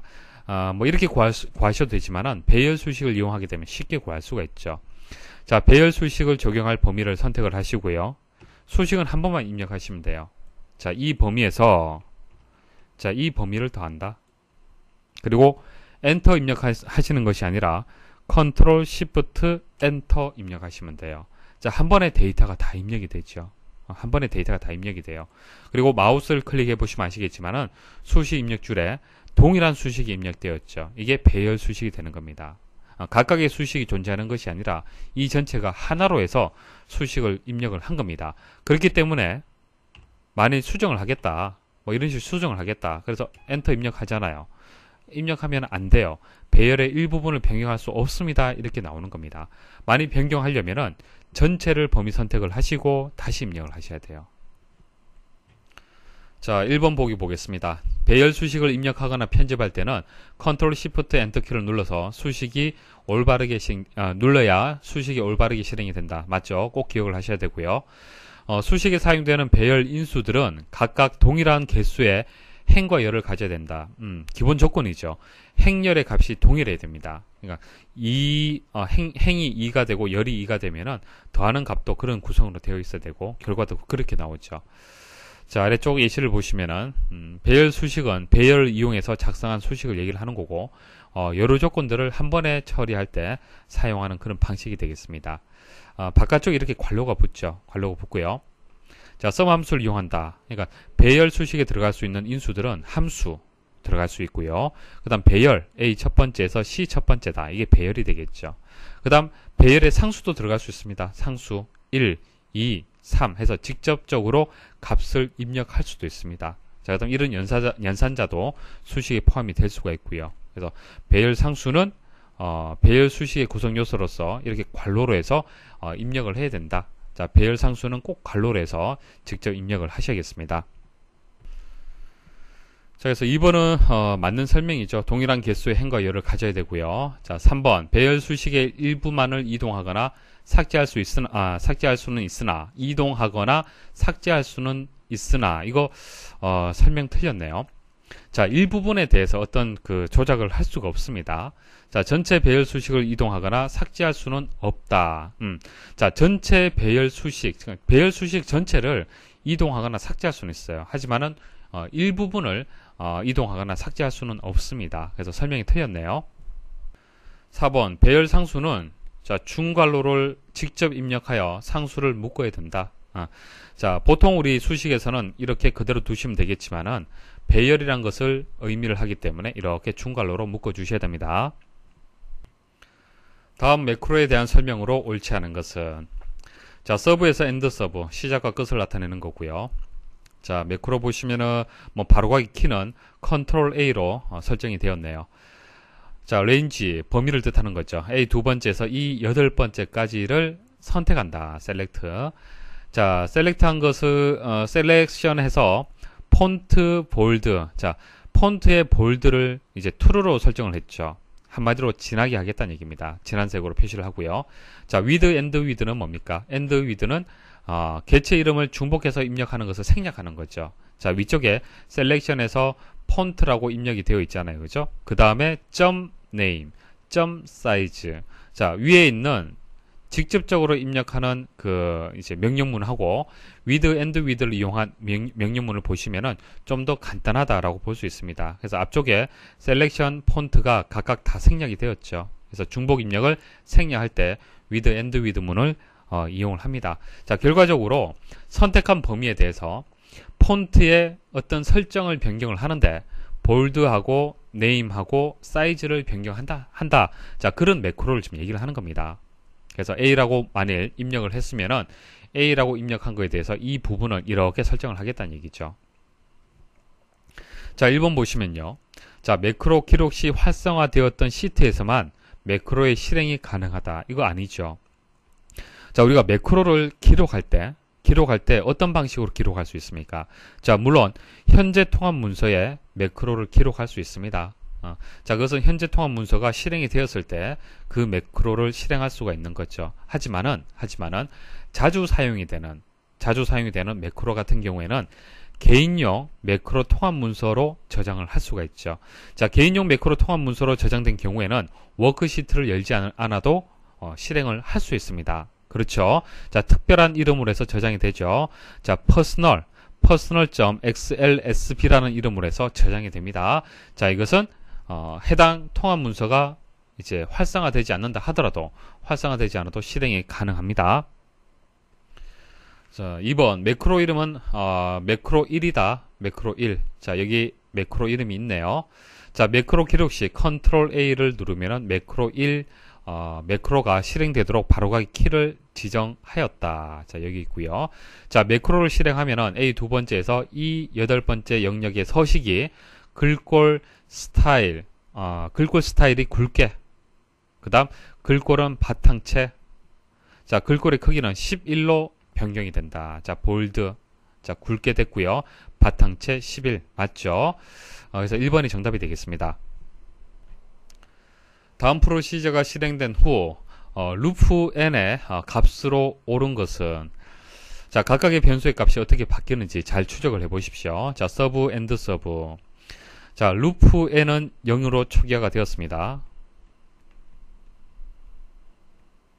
자, num.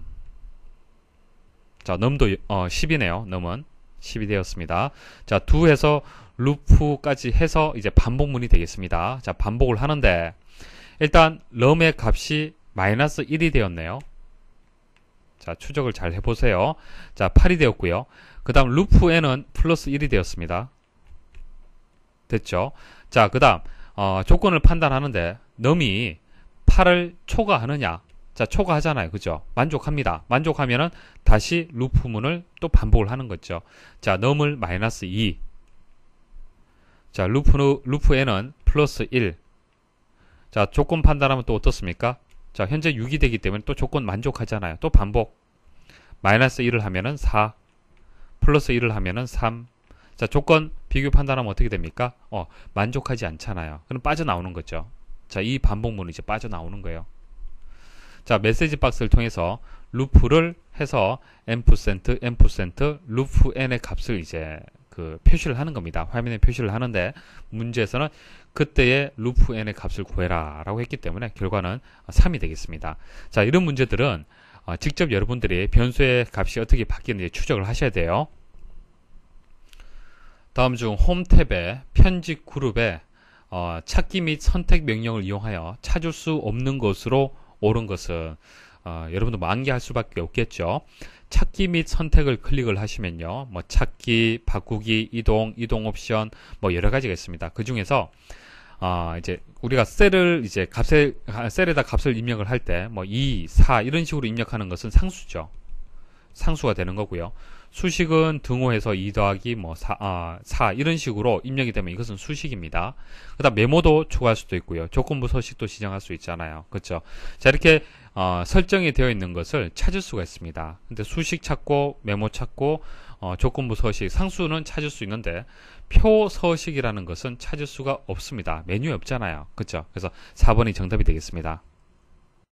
다음 중 함수식과 그 실행 결과가 옳지 않은 것은 단 함수식의 결과가 날짜로 표시되어 있는 경우 셀의 표시 형식은 날짜로 설정되어 있는 것으로 한다. 이거 뒤에 무슨 뜻인지 설명드릴게요. 자, 여기서 나와 있는 함수식을 그리고 이제 그 결과를 여러분들이 이해할 수 있어야 됩니다. 특강을 통해서 충분히 제가 말씀을 드렸었죠. 자, 1번 보도록 하겠습니다. 이 데이트. 자, 날짜를 구하는데 이가 붙었네요. 인수는 이제 두 개가 들어갑니다. 날짜하고 월수가 들어가는데요. 입력한 날짜. 자, 입력한 날짜에서 지정한 월수만큼을 계산을 하는 겁니다. 지정한 월수만큼. 그러니까 뒤에 들어오는 인수가 월수예요. 월수. 그래서 마이너스 5란 얘기는 무슨 얘기입니까? 월수가 마이너스 5로 빠진다는 얘기예요. 자, 그럼 1월에서 한 달 이전으로 돌아가면 12월 1일이 되고요. 또 한 달 이전이면 11월 1일이죠.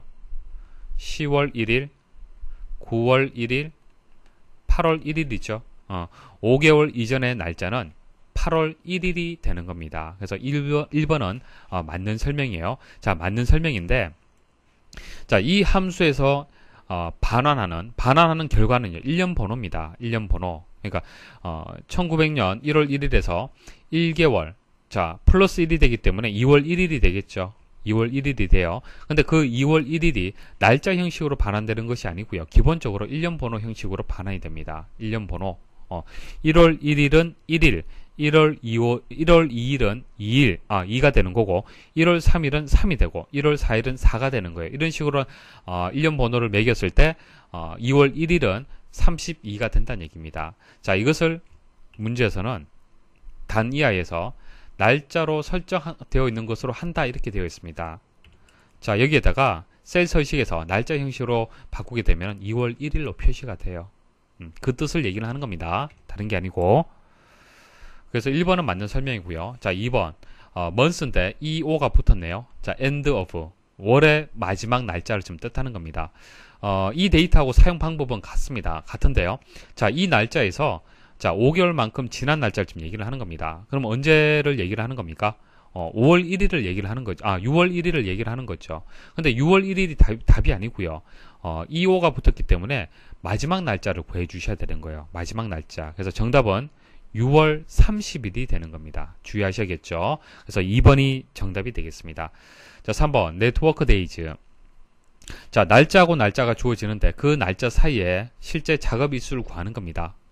자, 작업 일수를 구하는데 주의할 점은 일요일하고 이제 휴일을 제외를 해줘야 돼요. 휴일은 직접 입력을 해줘야 되는 거고 일요일은 정해졌죠.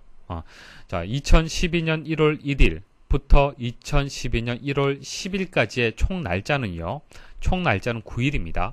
자, 9일에서 일요일을 확인을 해보니까 2번 있었습니다. 2번 있었기 때문에 결과는 이제 7이 되는 거예요. 자, 그것은 이제 2012년 1월 1일이 일요일이기 때문에 그렇습니다. 그래서 총 일수는 9일이지만 일요일이 2번 포함이 되어 있어요. 그래서 7이 정답이 되겠습니다. 자, 그런데 사실 이런 것들을 여러분들이 바로 확인할 수 있습니까? 좀 어렵잖아요. 그렇죠? 그래서 이런 것은 이제 답으로 선택되기에는 좀 어렵습니다. 자, 워크데이. 자, 2012년 1월 1일에서 5라고 입력이 되었네요. 자, 이것은 시작일하고 날짜 수가 입력이 돼요. 그리고 휴일 날짜가 이제 입력이 되는데, 자, 휴일 날짜는 다 이렇게 생략이 되었습니다. 생략이 되었고요. 시작일하고 날짜 수가 그대로 입력이 되었습니다. 자, 날짜 수가 이제 5가 지났어요. 5가 지났으면 어떻게 되겠습니까? 1월 6일이 되겠죠. 1월 6일이 되는데, 자, 시작일로부터 지정한 날짜 수만큼의 지난 날짜에 1년 번호가 반환이 되고, 그때 이제 토요일, 일요일 지정한 휴일은 제외됩니다. 제외되어서 이제 값을 구하는 거예요. 자, 조금 전 말씀드렸다시피 2012년 1월 1일이 일요일이에요. 일요일이기 때문에 토일 지정한 휴일이 없습니다. 왜? 2일이 월요일이 되고 3일이 화요일이 되고 4일이 수요일이 되겠죠. 5일은 목요일이 되고 6일은 금요일이잖아요. 그렇죠? 그래서 1월 1일에서 5일이 지나면은 6일이 그대로 되는 겁니다. 만일 자, 이 6일 날짜가 토요일이나 일요일이나 지정한 휴일이다. 그럼 어떻게 되겠습니까? 그렇죠. 1월 7일이 되는 거예요. 계산하는 방법 아시겠습니까? 자, 시작일로부터 지정한 날짜 수만큼의 지난 날짜를 계산을 하는데 토요일, 일요일 지정한 휴일은 제외한다. 그렇게 나왔습니다. 근데 여기서는 휴일이 없기 때문에 그대로 1월 6일이 맞습니다. 그래서 이런 3번, 4번은요. 사실 계산이 어렵습니다. 직접 계산하기가 현재 날짜라든지 요일을 정확하게 판단할 수 있어야만 값을 구할 수가 있겠죠. 그래서 나머지에서 정확하게 답을 찾으실 수가 있으면 됩니다. 일단 각각의 함수에 대한 정의는 꼭 아셔야겠죠. 현재 작업하고 있는 통합 문서에 시트 1, 시트 2, 시트 3에 A 두 번째 셀의 합을 구하고자 한다. 다음 중 참조 방법이 옳지 않은 것은? 자, 시트 1에 A 두 번째 셀에 1이라는 값이 저장이 되어 있고요. 자, 시트 2에도 동일하게 1. 자, 시트 3에도 동일하게 1 입력이 되어 있습니다. 자, 그럼 각각의 그 시트에서 A 두 번째 셀에 있는 값들을 다 더하도록 수식을 만들고 싶어요. 그러면 서로 다른 시트에 있기 때문에 시트 이름이라든지 셀의 이름들을 이용을 해서 수식을 만들어야 될 겁니다. 일단 보여드리고요. 설명을 드릴게요. 자, 이렇게 수식을 입력을 하고요. 엔터 입력하게 되면은 각각의 시트에 있는 이제 A 두 번째 셀에 있는 값들이 이제 더해지게 되는 겁니다. 그래서 1값이 다 입력이 되어 있기 때문에 그렇고요. 값이 바뀌면은 바뀌는 대로 자, 이 값도 합계의 값이 바뀌게 될 겁니다. 자, 참조하는 방법이 여러 가지가 있습니다. 식이 여러 가지가 있는데요. 옳지 않은 것을 찾는 거예요. 자, 일단 기본적인 거, 가장 기본적인 거 말씀을 드리겠습니다. 자, 시트 이름하고요. 셀 이름이 필요하겠죠. 자, 시트 이름, 그 다음에 셀의 이름이 필요할 겁니다. 자, 그것을 호출을 해야 되는데, 우리가 이름을 부를 때, 이름을 적을 때, 자, 이름하고, 성하고 이름은 이렇게 띄어쓰기를 하잖아요. 그죠? 자, 그런 식으로 구분을 합니다. 마찬가지입니다. 셀 이름하고요. 그 다음, 시트 이름은요, 느낌표. 자, 중간에 느낌표를 구분자로 해서 입력을 해서, 이것은 시트 이름이고, 이것은 셀의 이름이구나라고 구분을 해주는 겁니다. 자, 그럼, sum 함수를 이용을 해서, 각각의 셀의 위치, 이렇게 선택을 해주면 되겠죠. 쉼표로 해서 이렇게 구분을 해주시면요. 셀 각각을 선택을 해서 합계를 구하겠다라는 그런 의미가 되는 겁니다. 자, 그 다음, 자, 시트 이름에 한글, 영어 외에 다른 문자가 있는 경우. 자, 지금은 시트 1, 시트 2 이런 식으로 영문, 숫자로 되어 있잖아요. 그죠? 자, 이와 같은 경우에는 상관이 없는데 다른 문자가 들어왔을 때, 그 한글하고 영어 외에 다른 문자가 들어왔을 때는 이것은 시트 이름이라는 것을 명확하게 해줘야 됩니다. 그래서 작은 따옴표로 해서 이렇게 묶어줘야 돼요. 그러니까 조금 전 말씀드렸던 이 수식에다가 시트 이름에다가 작은 따옴표를 묶어준다라고 보시면 됩니다. 자, 이렇게 입력을 해도 되고요. 물론 그 한글이나 영어만 입력이 되어 있는 경우도 상관이 없어요. 자, 이렇게 해서 입력하는 3번 보기도 맞다는 얘기입니다. 그래서 3번하고 4번하고요. 맞는 설명이고요. 자, 그 다음, 셀의 이름을 이제 생략하는 경우가 있습니다. 그냥 A 두 번째 셀이라는 것이 계속 반복해서 이제, 동일하게 이제 입력이 된 거잖아요. 이렇게 동일하게 입력되는 경우에는 생략 가능합니다. 한 번만 입력하시면 돼요. 그래서 어떻게 입력하냐면은, 시트 1에서 시트 3까지에 있는 A 두 번째 셀 이렇게 입력을 합니다. 그때 콜론. 자, A 첫 번째 셀에서 A 세 번째 셀까지 콜론으로 해서 여기서부터 여기까지라는 그런 의미로 입력이 되었고요. 마찬가지로 셀을 표시를 할 때 느낌표로 해서 시트 이름하고 구분을 해주시면 됩니다. 그래서 나머지는 다 맞는 설명이에요. 맞는 설명이고요. 3번은요. 3번식으로 입력하면 잘못된 입력이에요. 이건 에러 메시지가 발생을 하는 겁니다. 그래서 정답은 2번이 되겠습니다. 자, 여기까지 해서 기출문제 풀이를 마치도록 하겠습니다. 수고하셨습니다.